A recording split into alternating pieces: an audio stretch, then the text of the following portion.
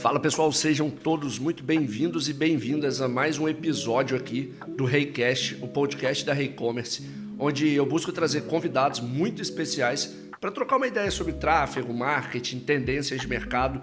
E a gente começou com o primeiro episódio trazendo o Vinícius, o 01, meu sócio, e era para o Weber estar junto, mas acabou coincidentemente na mesma semana o Weber acabou sendo pai. Eu vou tratar um pouco sobre esse tema aqui, mas, Weber, seja muito bem-vindo aqui ao podcast. Tá animado para essa conversa nossa? Fala, Léo. Pessoal, eu sou o Weber Falcão, um dos sócios também da Reicommerce. E, Léo, com certeza muito animado aqui. Cara, esse podcast a gente tá tentando há um tempo, né?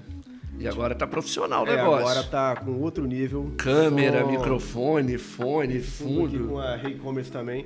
E no próximo vai estar um Reicast aqui. E sobre a maternidade real, tá, gente? Na semana que... Paternidade, filho.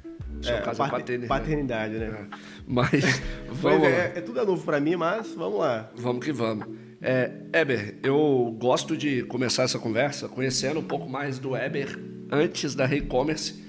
Eu queria que você contasse pro pessoal assim, o que você fazia, como é que era a sua vida e a gente começar esse bate-papo.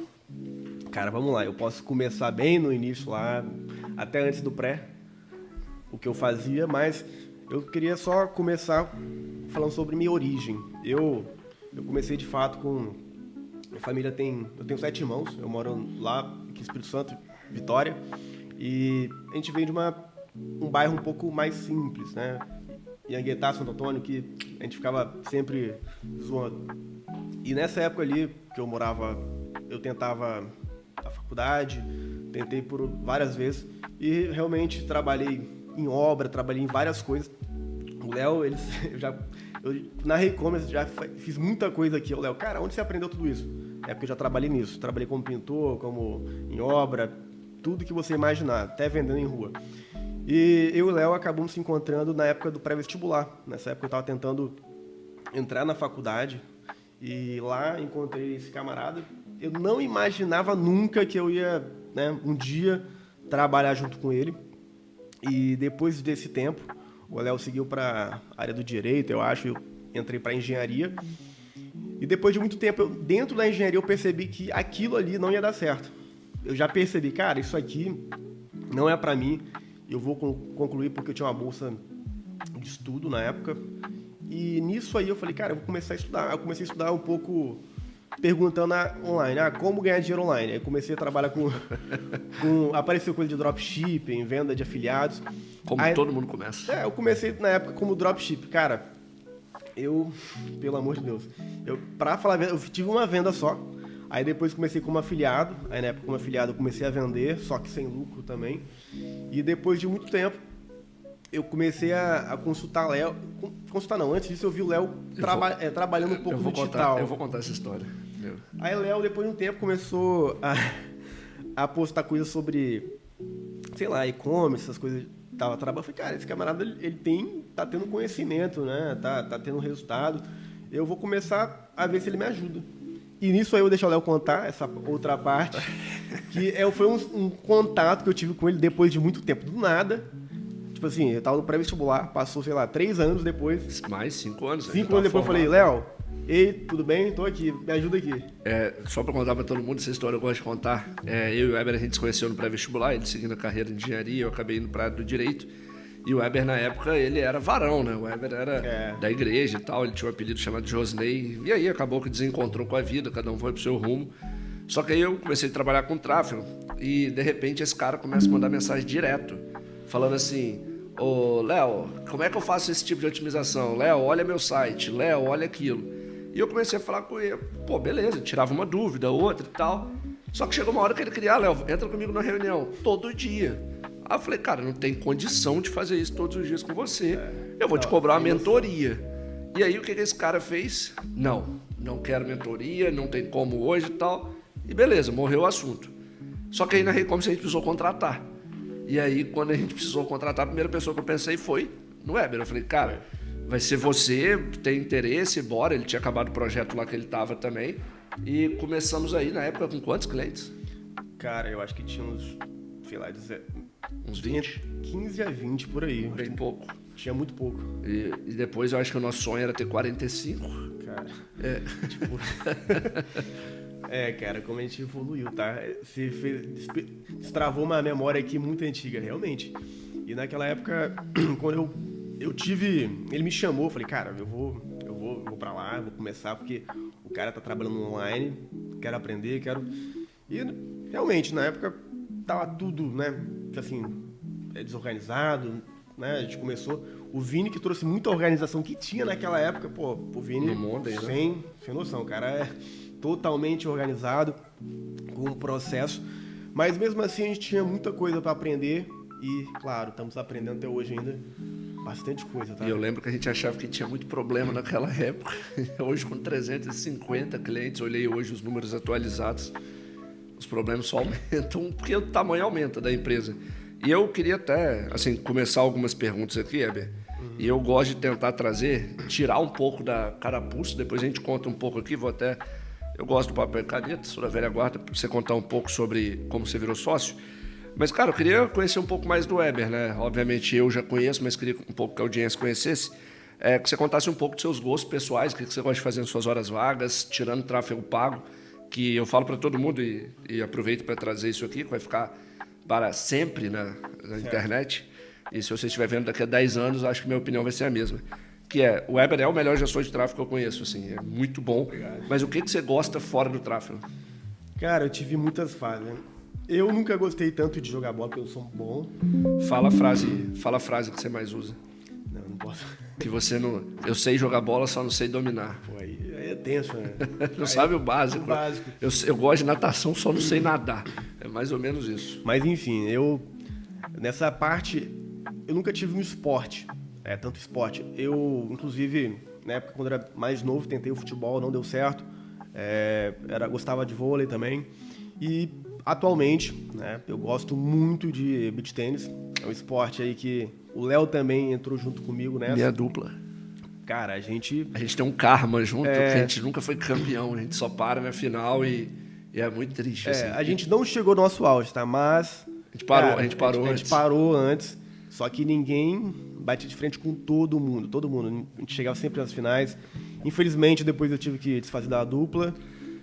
E nunca mais chegou na final. Nunca mais chegou na final. Cara, fora isso, eu sou um cara que... Eu gosto muito de... Eu não gosto de ler. Não gosto de ler tanto. Você tem uma parada que eu sempre fico sacaneando, mas eu acho que é interessante você contar, que é da sua questão do pensamento positivo. Sempre que eu vou reclamar com você, você fala assim, Léo, olha, hoje as coisas vão dar certo porque eu fiz alguma coisa. É uma dica. Não, isso é bom, tá? Eu vou falar a verdade. Por quê? Quando eu comecei, inclusive com... Vamos lá, só porque a gente teve um pequeno problema técnico aqui, estamos trabalhando para melhorar cada vez mais, mas eu estava comentando que o Weber, ele tem uma questão que de vez em quando eu fico até sacaneando ele, mas de fato faz sentido. Que direto a gente está assim, pô, como é que a gente toma uma decisão tal, o que a gente faz? Aí no outro dia de manhã ele fala assim, hoje as coisas vão dar certo. Eu vi um vídeo X ou Y de algum tema e eu queria que você contasse um pouco sobre isso. Cara, esse é um assunto muito bom. Eu acho que quando eu comecei a consumir esse tipo de conteúdo, eu não acreditava. Eu achava que era algo muito coisa de idiota, pessoa que gosta de coisa mística. Mas a verdade é que tem toda uma parte por trás disso, que é sobre lei da atração e energia.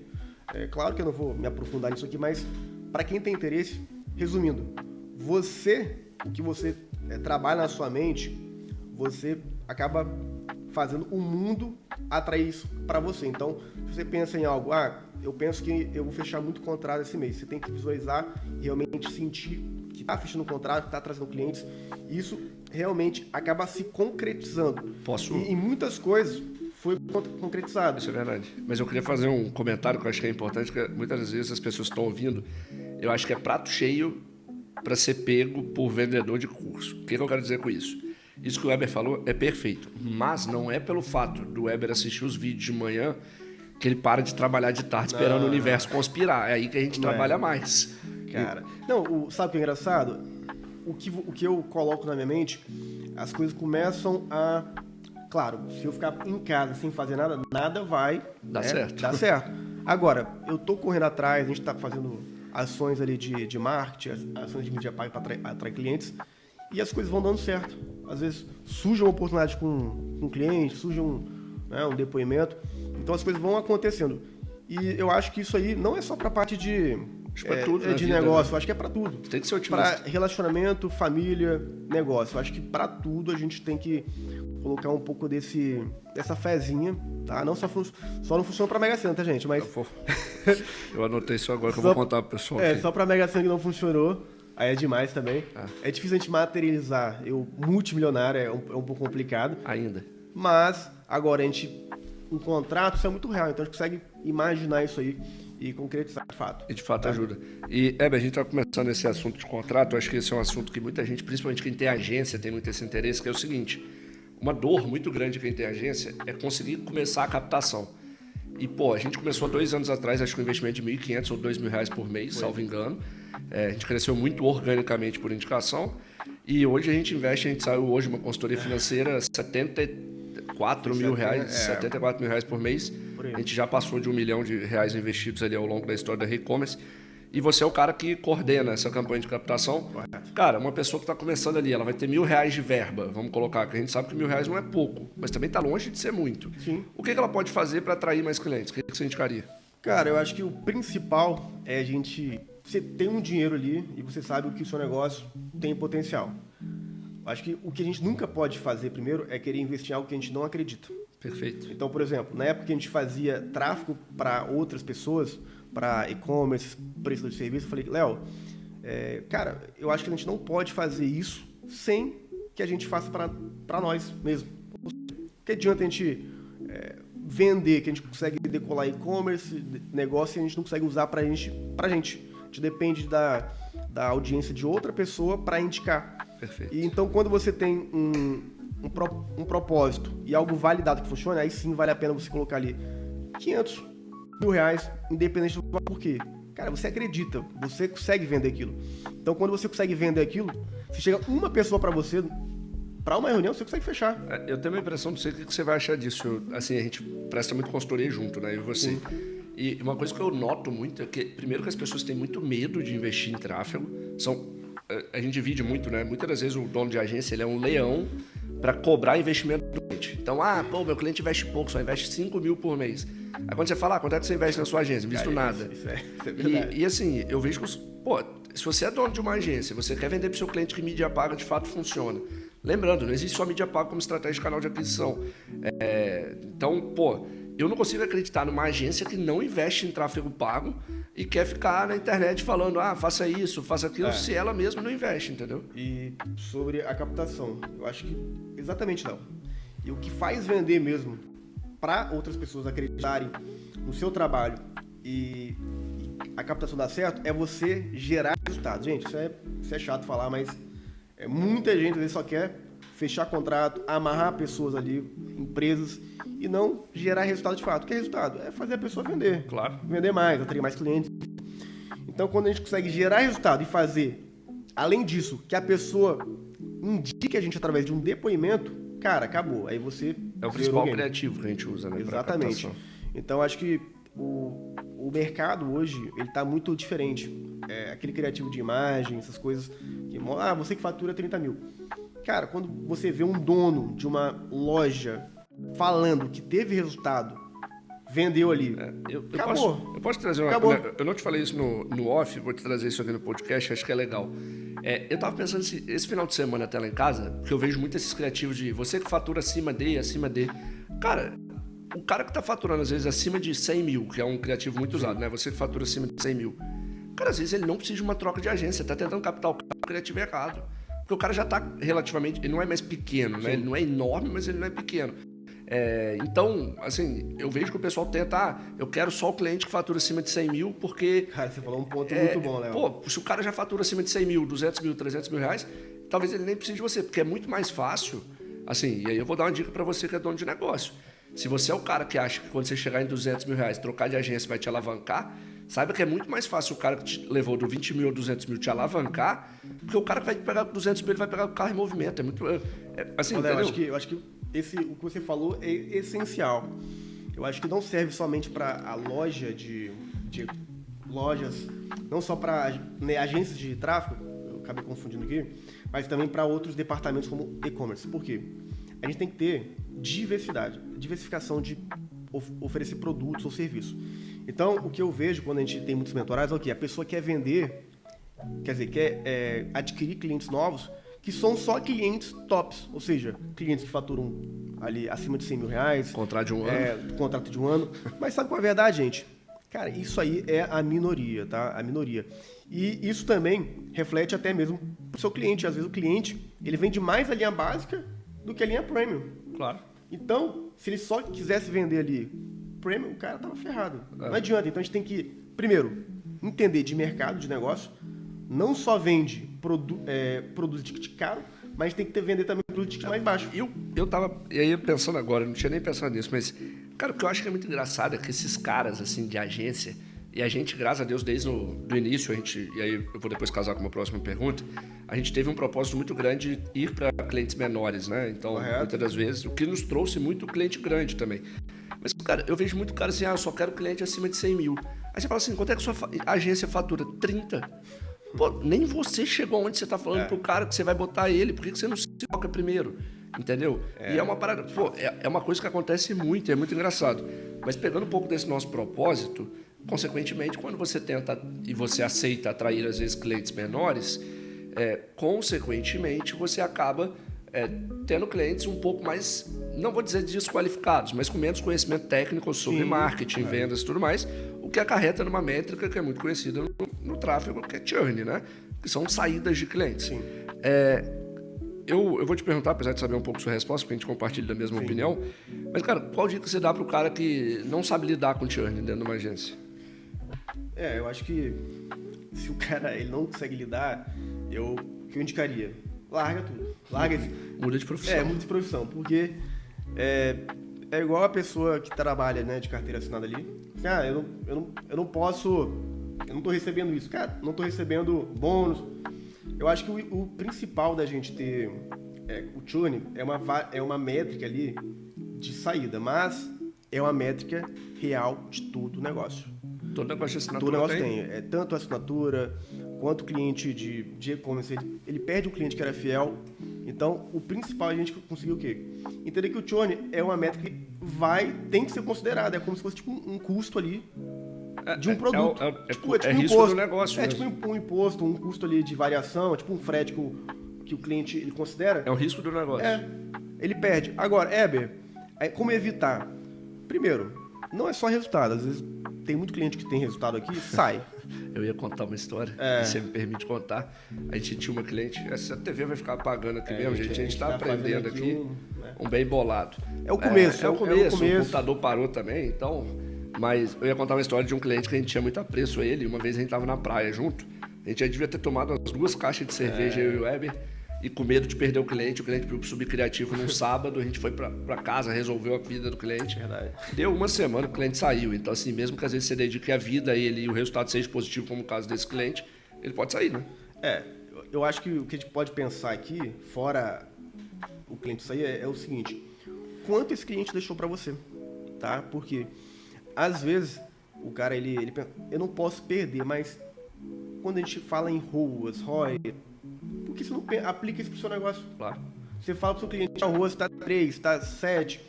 Agora, o cliente ele pagou ali 3 meses, 4 meses. Cara, você acha que isso não foi bom, não? Você às vezes gastou R$1.000 para captar o cliente, o cara deixou para você 10 mil reais, 9 mil. E você acha que o cliente sair quer dizer que a sua agência é ruim? Não quer dizer? Não quer dizer. Quer dizer que ele está com outro foco agora, necessidade. Eu tenho uma opinião também que às vezes o churn ele é positivo para a empresa. Exemplo, cara, tem muito cliente que você tem que tirar da sua empresa. Tem muito cliente que vai consumir sua alma, que você poderia ter botado 5 a 10 clientes novos. Ponto e é muito engraçado, porque o Weber sabe, o Weber e o Vinícius, assim, que eu falo muito com eles, porque eu sou meio desesperado com o número e tal, mas sempre que a gente perde um cliente, que eu tava meio desesperado, mesmo sabendo que o cara é chato, a gente cresce. Porque é um cliente que suga sua alma e sua energia. E tem gente que não vai entender o papel do tráfego dentro do negócio, gente. Tem gente que acha que tráfego é sinônimo de venda. Tráfego é sinônimo de tráfego. Ele vai levar pessoas para algum canal de venda, esse canal de vendas precisa funcionar. Então, assim, se a pessoa não sabe lidar com esse churn no dia a dia... Então, em resumo aqui, eu acho que a pessoa tem que saber lidar, tem que saber entender também o churn, se é benéfico ou não para a empresa. Claro, benéfico no sentido de... perder um cliente chato. Chato, ou cliente que exige muito exige muito e não paga, né? Às vezes nem paga, né? Tem cliente inadimplente que paga. Então, a gente descobre isso no financeiro. No financeiro. Então, a gente tem que... Alô, cliente que tá me devendo. O Pix. É o Pix, eu vou passar pra vocês. O QR Code aqui. Botar o QR Code aí. Cara, top. Vamos... Aí uma outra pergunta, pegando essa ideia Claro. de churn, porque churn é uma dor muito grande aí dos gestores de modo geral. Mas, cara, eu vou dividir. A primeira pergunta é pro dono de agência, depois eu vou pra área de e-commerce e vou trabalhar um pouco mais alguns assuntos com você. Mas quais são as maiores dores da e-commerce que você via quando você entrou e que você vê hoje? As maiores dores? Dores. Cara, antes eu acho que tinha uma dor muito grande que era a questão do atendimento. A gente até criou um setor depois sobre isso, depois isso fez também, era o atendimento. A dor no caso do cliente. Não, a dor da gente como gestor da empresa. Por exemplo, a minha dor no início da empresa, quando você entrou, era saber se depois de 2 meses a empresa ia continuar existindo, porque a gente não tinha certeza. A gente tinha 15 clientes, vai que sai todo mundo. Entendi. Entendeu? Cara, eu acho que a principal dor no começo ali é a previsibilidade. Porra, eu acho que essa é a palavra que fecha tudo. Cara, quanto que a gente vai atrair, quanto que a gente vai...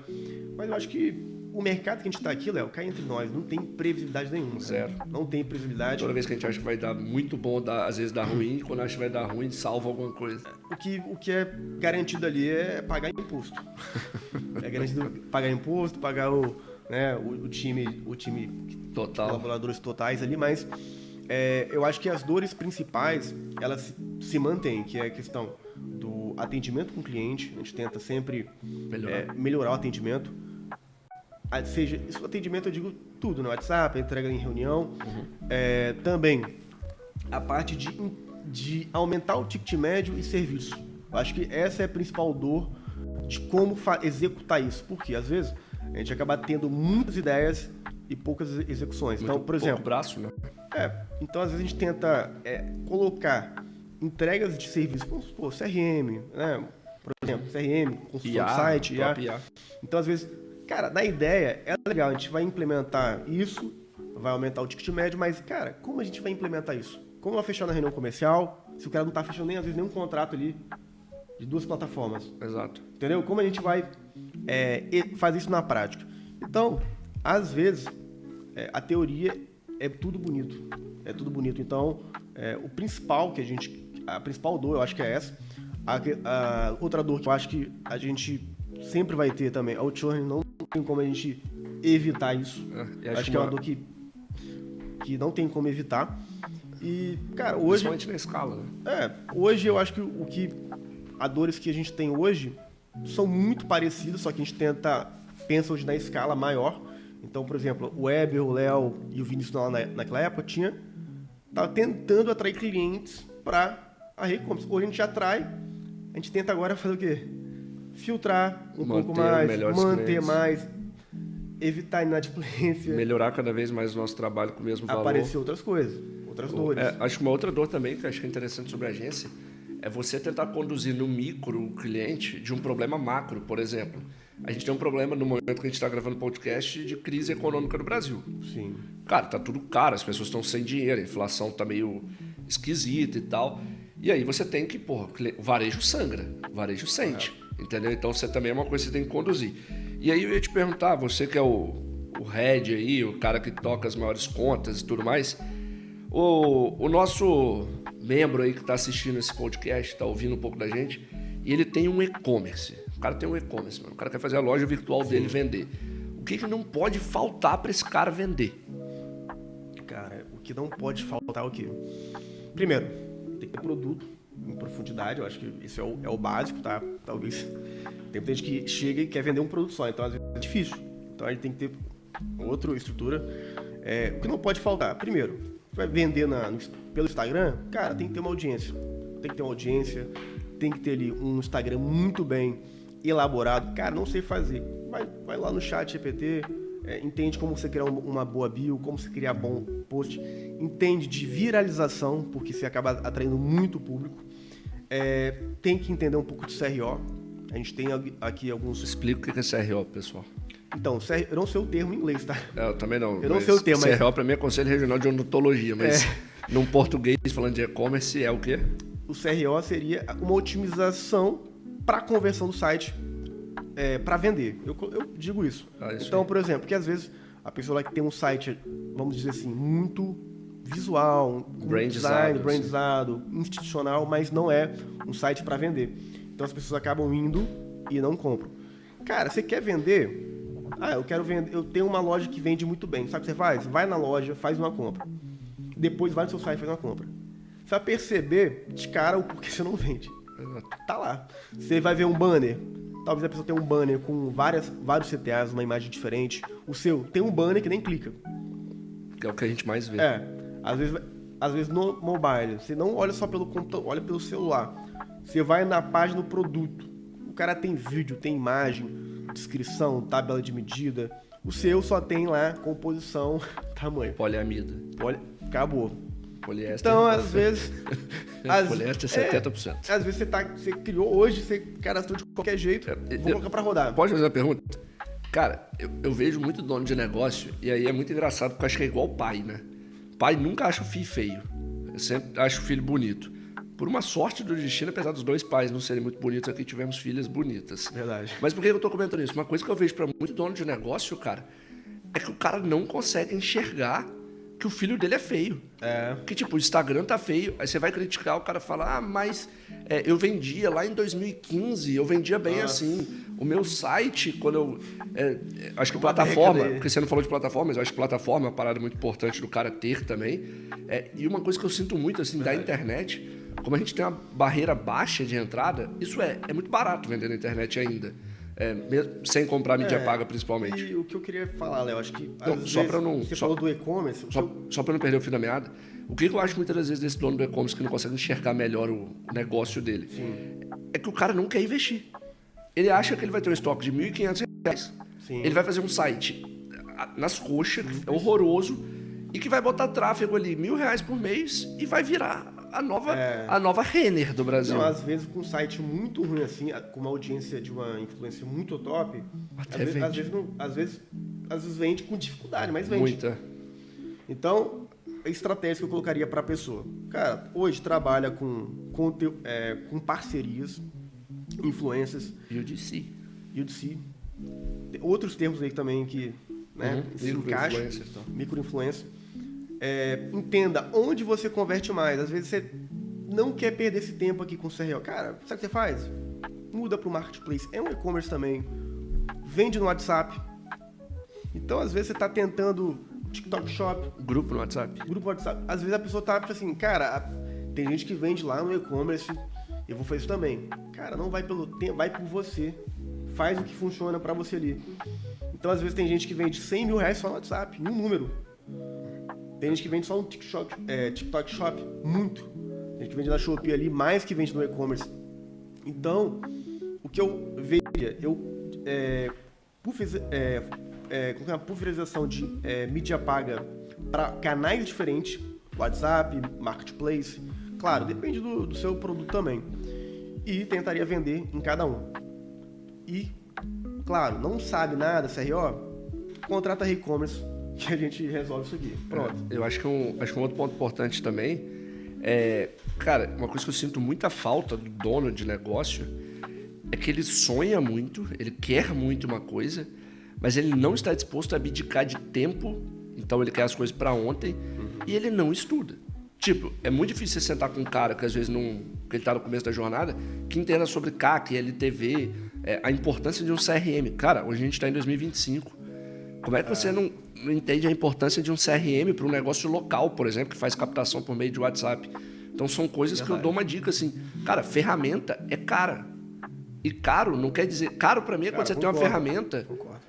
Caro para mim é uma ferramenta que você não vende. Exemplo, um CRM vai te custar R$200 por mês, R$500 por mês. Cara, se o ticket médio é 250, se você fizer 5 vendas graças ao CRM, já pagou. E você tem um lead lá dentro, é só você trabalhar o cara na vida dele. E é algo que as pessoas não querem fazer. Aí, Heber, eu trouxe essa pergunta, mas aí eu queria trazer outro ponto, até para a gente não se alongar tanto. Claro. Cara, qual que você acha que é o futuro do tráfego pago, cara? Cara, eu vejo que o tráfego pago ele vai mudar, na minha opinião, na minha humilde opinião, Eu acho que o tráfego pago ele vai mudar a cada ali, né? Vamos supor, a cada 5 anos. Vai mudar muito. Ele já mudou bastante da época que eu comecei, que era lá em 2000 aquela parte de dropship, eu tava no... 18, 19. 18, 19, que eu tava na faculdade ainda. Mudou muito pra cá, ou seja, naquela época ninguém sabia de site, ninguém sabia nada disso. Então vai ter outras entregas futuramente que a gente não tem hoje. Mas canais de mídia paga não vão mudar. Por exemplo, o Google Ads ele se mantém há muito tempo. Claro, ele é um canal muito forte e vão surgindo novas plataformas. O TikTok tá aí para mostrar isso. Eu acho que até as próprias IAs, daqui a pouco você vai conseguir comprar mídia paga lá dentro. Exatamente, porque o sistema de busca é muito alto. Então, o que eu vejo que a gente precisa ter? Cara, não se preocupa qual vai ser o canal que vai mudar. Pense que seu negócio precisa estar dentro deles. Mas aí, é isso. A gente é meio, aqui dentro, só para explicar pro pessoal também, a gente é meio anti-compra de curso, né? A gente demora muito para comprar curso, pelo menos pra gente. Até que pra equipe a gente compra mais. Mas, cara, uma dica que eu daria também para quem tá ouvindo é o seguinte: se você não é um cara estratégico, se você não entende os princípios de marketing, se você não entende os princípios do tráfego, cara, não vai comprar a onda. Isso a onda antes era trabalhar com... Como é que é o nome daquele negócio quando você vende produto da gringa, que você traz para cá? PLR, drop. Aí agora, se a sua agência não tiver não sei o que, agente de IA, seu negócio... Cara, você cai muito conto de gente que não vende bem, tá ligado? Então, assim... Aprende a fazer tráfego, entende o conceito de marketing, entende o conceito de compra de mídia. Tudo agora. Porque tráfego, gente, tráfego não é Instagram. As pessoas confundem. Tráfego é onde as pessoas estão passando. Um outdoor é compra de mídia. Offline, mas é compra de mídia. Você colocar lá um panfleto no semáforo é compra de mídia offline. Você está entregando mídia para alguém. Então, você entender esses conceitos é muito mais importante do que você tentar surfar essa onda, né? Eu acho que isso é muito importante. Ebinho, você falou um pouco da sua parte de e-commerce e tal, eu queria caminhar para um outro lugar que é um pouco mais da sua vida pessoal, para a gente conhecer um pouco mais. Vamos lá. E, cara, você tem algum ídolo? Cara, ídolo... Seja profissional ou pessoal, assim, você olha e fala, pô, esse cara é meu ídolo, assim. Cara, eu acho que hoje não tenho tanto não, tá? Assim, ídolo... André Baran é seu ídolo. Não, beach tênis, pelo amor de Deus. Tem gente que, claro, eu admiro, acho que tem pessoas ali que eu acho que são referências, entendeu? Assim, tantas pessoas que trazem conteúdo, só que, como eu te falei, eu sou um cara, gente, um pouco relaxado também, tá? Isso é um pouco por mim. Às vezes eu não fico acompanhando uma pessoa, vendo stories, eu busco conhecimento, eu tento aprender muito na prática, isso é um método que eu utilizo, não recomendo, mas porque não é fácil às vezes, mas uma coisa que a gente acaba fazendo muito também, eu vejo que a gente é parecido com isso, que é a gente acha uma referência e tenta muitas vezes se aprofundar nela. Eu vou trazer uma aqui, apesar de ser concorrente nosso, a gente tem estudado muito a V4, né? Sim. Pô, o Denner, pra quem não acompanha, indico super conteúdo, a gente acompanha muito. Eu acompanho. É um cara que, pô, o cara é um monstro. Diferente. E aí a gente tem essa autocrítica, eu falo muito isso com o Weber aqui. Eu tenho que ter autocrítica quando eu olho pra alguém construir um business, pô, que eu quero chegar lá, no sentido de macro, assim, o tamanho do business, talvez por caminhos diferentes, formas diferentes. Mas é um cara que eu também não consideraria meu ídolo, assim, o Denner.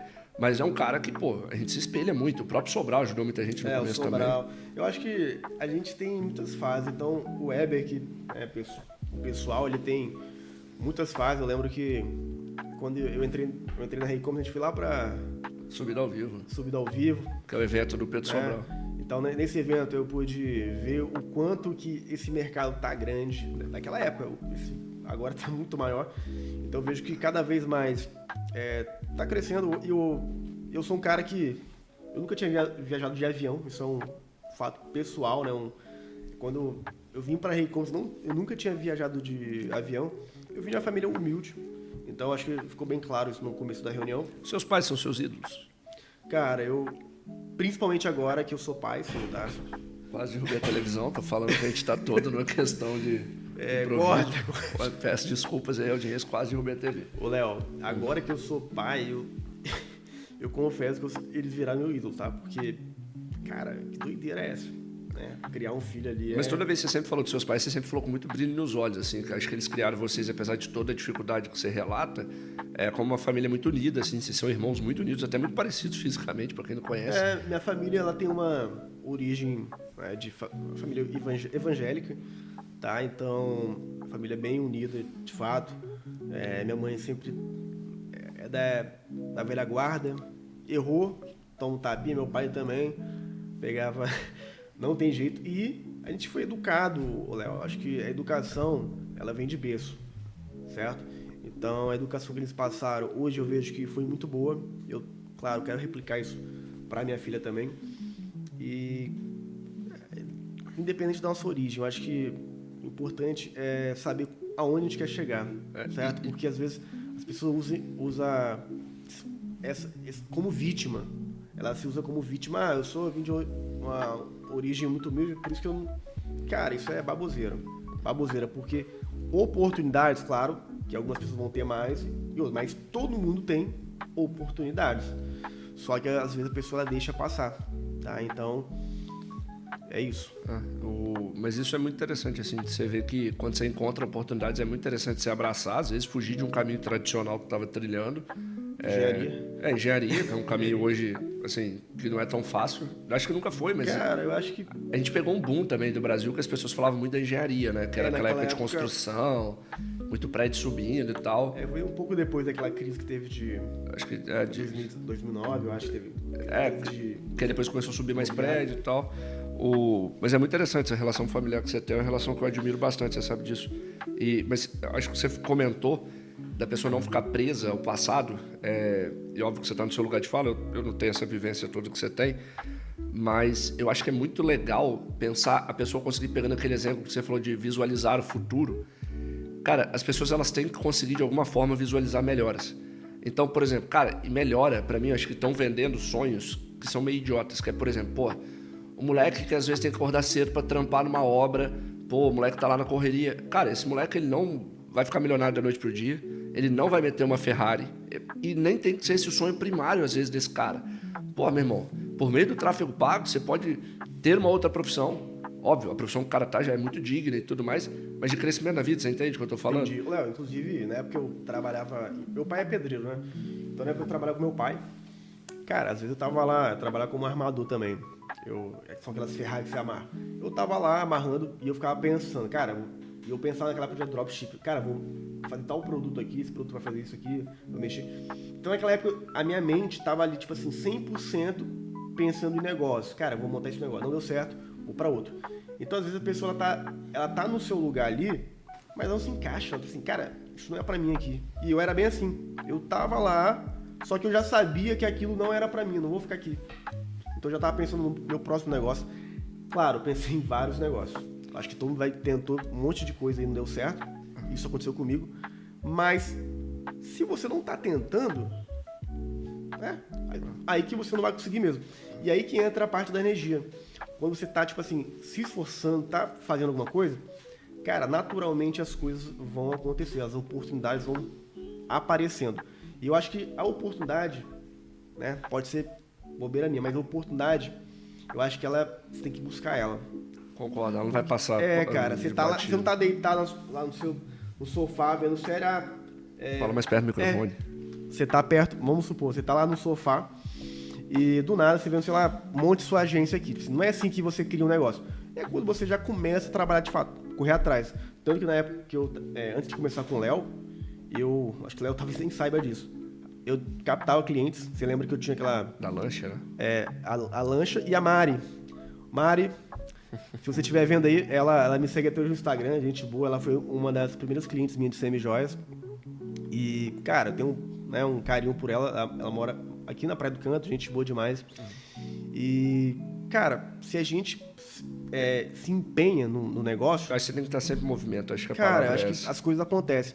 Agora, eu acho muito chato a pessoa não tá tentando nada e, cara, não tá dando certo. Cara, não tá dando certo porque você não tá nem buscando. Eu acho que se você tentar 1000 vezes, talvez você tenha uma oportunidade. Falta só mais uma tentativa. E aquela que daria certo. E é uma coisa que a gente fala muito, é óbvio que existem pessoas com um pouco mais de sorte na vida de nascerem num berço melhor. Claro, isso é fato, facilita muito a vida. Eu brinco aqui direto que eu queria ter sido herdeiro, assim. Pô, quem não queria, né, gente? Ó. Só que, diante da realidade que você tem, infelizmente, tem uma frase de um cara que chama Ortega y Gasset, que ele fala que você é você e suas circunstâncias, tudo aquilo que te circunda. Eu concordo muito com isso. Mas indo para uma outra, Heber, que você falou um pouco de energia, cara, me conta um pouco dos seus sonhos. Tirando o seu Volvo, né, que é o carro dos seus sonhos. Cara, eu tenho essa brincadeira aqui interna, meu carro dos sonhos é o Volvo. Pô, é um carro que eu curto demais. E eu acho que meus sonhos mudaram bastante, tá? Primeiro eu tinha um sonho, aquele Eber de acho que foi 2022 que eu entrei, né? 2022 que começou a... Acho que 21, sei lá. Aí quando eu comecei, eu tinha um sonho que, cara, eu quero morar num lugar top. Aí eu comecei a morar na Praia da Costa, lembra? Uhum. Eu comecei a morar na Praia da Costa, era um apartamento bem pequeno, tá, gente? Eu morava num apartamento de 35 metros quadrados, mas tinha uma varandinha muito top, tinha uma cozinha, dava pra curtir bastante e era praticamente frente à praia. Aproveitei bastante aquela fase ali. Muito bom. E... Queria o MacBook? Queria o MacBook. Tá aqui. Esse aqui é um M2 hoje, então... Cara, muito bom. Aí na época o primeiro notebook, o MacBook que eu comprei foi do Léo. O Léo ele acabou comprando um, nem lembro o que ele acabou comprando um e você vendeu pra mim, eu acho, o seu antigo, não foi? Nem lembro. Algo assim. E o que acontece? As coisas foram acontecendo. Então eu comecei a ter, aos poucos, conquistar o MacBook, morando muito bem. Aí eu queria mudar. Por quê? Heber, por que você queria mudar para a Praia da Costa? Cara, porque exatamente pela energia. Na época, eu queria estar próximo, eu queria ser pobre, uma pessoa pobre no meio de gente mais rica do que eu. É pra terminar, tô cortando a gente. Mais 5 minutinhos a gente o técnico não tá deixando a gente... trabalhar. Aí na época eu pensei, cara, eu prefiro ser pobre no meio de gente muito rica, porque eu vou aprender com ela, do que ser rico num lugar no meio de um monte de pobre. E, cara, deu certo. Polêmica a sua frase. Não, eu pensei exatamente isso. Isso é real, Léo. É real, cara, porque às vezes as pessoas elas querem vender, aparecer o que ela não é, ser rica no lugar. Mas eu prefiro ser uma pessoa mais humilde no meio de pessoas que têm muito mais vivência, tiveram empresas, e aprender com elas e contribuir, é claro, com algo que é uma área que a gente domina muito bem, do que estar em um lugar que a pessoa só pensa ali, talvez, sair, só ir no pagode no final de semana. Cara, então, claro, Praia da Costa a pessoa curtia, mas eu queria trazer isso pra mim. A gente tem quanto tempo aí? Eu acho que 10 minutos, produção, pelo menos. Mas eu acho que é isso, gente. Eu acho que o principal também da energia é você estar ao em volta das pessoas que você quer ser. Eu acho que esse é o principal também. Porque não tem como você imaginar algo você morando, talvez, em um lugar que, assim, com pessoas que não têm o mesmo pensamento que o seu. E, claro, quando você acaba colocando o mesmo nível de energia, de pensamento que a pessoa tem, mentalidade, você cresce também. É a mesma coisa de você fazer um treino, vamos supor, um beach tênis. O cara é muito ruim. Ele é pra você entender, a pessoa que é nível D ali é a pessoa que tá começando. A pessoa que é nível B, ela já tem mais de 2 anos ali. Quando você traz uma pessoa que tá começando a jogar no beach tênis e ela treina com as pessoas que já sabem, ela automaticamente evolui muito rápido. Exatamente isso. Quando você traz a pessoa que não sabe nada, que não tem conhecimento, no meio de pessoas que têm um nível maior, cara, você cresce muito rápido, ser influenciado. Mas sobre isso, só para não alongar muito, mas eu acho que é importante do cara, caso ele pense nesse tipo de coisa, que é a questão de vivência e ambiente, não adianta nada ele querer mudar para o ambiente achando que ele vai ser abraçado pelo ambiente se ele não fizer nada em troca, não, entendeu? A pessoa vai querer... Não leve ao pé da letra. Não vai... Outra coisa também, você...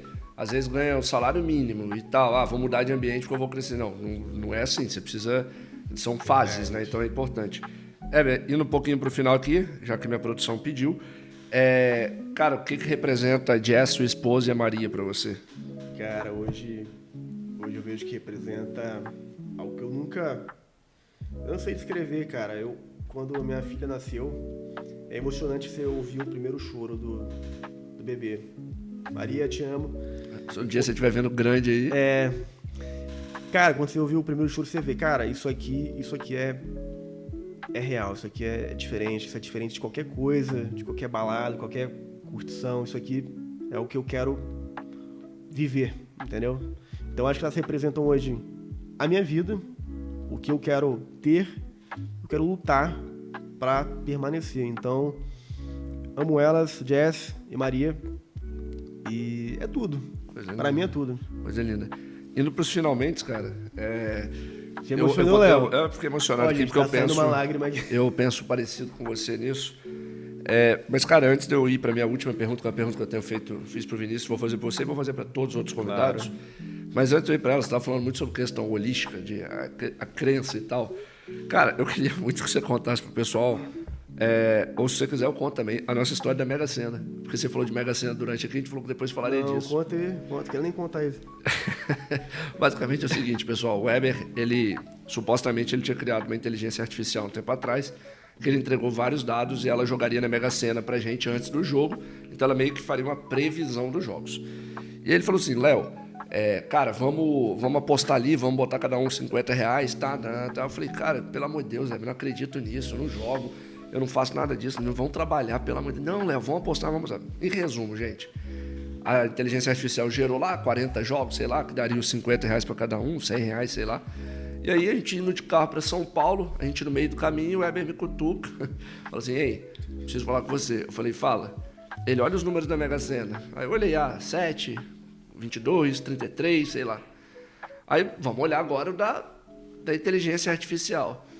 Basicamente, o primeiro teste com a inteligência artificial, o primeiro jogo que ela fez, bateu exatamente a Mega, que era 48 milhões, não era isso? Não, era papo de quase 200. Tava acumulada. Era uma Mega acumulada, assim. E aí, e o pior, né? Aí a gente ficou umas 4 horas no carro ainda em direção a São Paulo, em silêncio, chorando. É muito mal. E para finalizar, a gente deve ter jogado mais umas 10, 15 vezes com essa inteligência. Ela nunca mais acertou 2 números, né? Realmente. Ela só acertou a primeira. Gente, ó, era só essa a chance. Era essa. É porque a energia estava muito... passou na porta. A oportunidade talvez é só uma e passou. Éber, última pergunta para a gente finalizar. Primeiro, antes de fazer a pergunta, eu queria muito te agradecer pelo seu tempo, pela sua amizade. Você é um amigo que eu tenho. A gente construiu uma história junto, uma trajetória. Só a gente sabe quanto que é difícil ser referência igual a gente é. A TV até desligou, falou de energia. Quase que abriu espaço aqui para contar a história do fantasma de Goiânia. Eu ia contar a história do fantasma de Goiânia aqui, mas eu deixo para outro momento. Se você quiser que a gente conte o fantasma de Goiânia, comenta aqui, fantasma de Goiânia.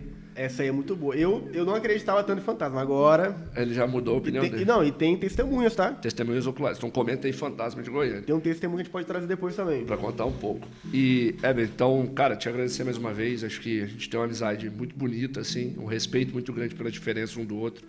Acho que o que nos fortalece como sócio, eu falei isso com o Vini também, são as nossas diferenças e o respeito que a gente tem por elas. Claro. Da nossa história, do que a gente faz dentro da empresa também. E uma dor que a gente ouve de muitos donos de agência, sociedade é muito difícil. Eu falo, cara, para mim sociedade é muito leve. De vez em quando você vai discutir aqui e acolá, mas a gente, em 3 anos aí, nunca teve uma discussão de fato. A gente pode ter discordância. Discussão não. Mas, parar de rasgar cedo aí. A minha última pergunta é o seguinte...